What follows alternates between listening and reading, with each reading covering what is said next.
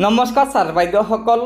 ৰাজ্যৰ চৰকাৰী কৰ্মচাৰীসকলৰ কেজুৱেল লিভ অথবা আৰ্ণ লিভ এই দুয়োটাই নিৰ্দিষ্ট সময়ৰ বাবে বন্ধ কৰি ৰখাৰ কঠোৰ নিৰ্দেশনা আহিছে।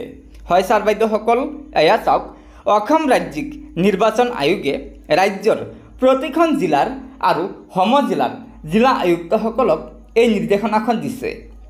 এই নিৰ্দেশনাখনৰ বিষয় চাব, পঞ্চায়ত নিৰ্বাচন 2025 আৰু চৰকাৰী কৰ্মচাৰীসকলৰ আৰ্ণ লিভ অথবা কেজুৱেল লিভ সন্দৰ্ভত তাৰ তলত কৈছে, মহাশয়, ওপৰত উল্লেখ কৰা বিষয়টোৰ সন্দৰ্ভত অসম ৰাজ্যিক নিৰ্বাচন আয়োগৰ লিখিত অনুমতি অবিহনে আজিৰ পৰা পঞ্চায়ত নিৰ্বাচন শেষ নোহোৱালৈকে ছুটি লৈ আউট অফ ষ্টেচন যাব নোৱাৰিব।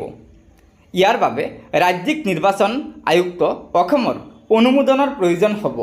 অৰ্থাৎ এতিয়াৰে পৰা ৰাজ্যৰ জিলা আয়ুক্তসকলে নিৰ্বাচনী আয়োগৰ অনুমতি সাপেক্ষেহে আউট অফ ষ্টেচনত যাব পাৰিব।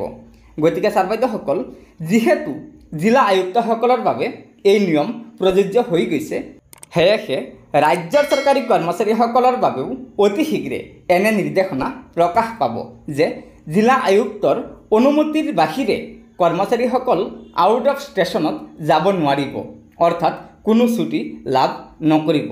গতিকে ছাৰ বাইদেউসকল, এয়াই আছিল চৰকাৰী কৰ্মচাৰীসকলৰ ছুটি সন্দৰ্ভত থকা আজিৰ গুৰুত্বপূৰ্ণ খবৰ। আশা কৰিছোঁ লগৰ বন্ধুবৰ্গক এই ভিডিঅ'টো শ্বেয়াৰ কৰি আজিৰ এই গুৰুত্বপূৰ্ণ খবৰটো জনাই দিব আৰু নতুনকৈ অহা ছাৰ বাইদেউসকলে অনুগ্ৰহ কৰি আমাৰ এই চেনেলটো ছাবস্ক্ৰাইব কৰি ল'ব। ধন্যবাদ। জয় আই অসম।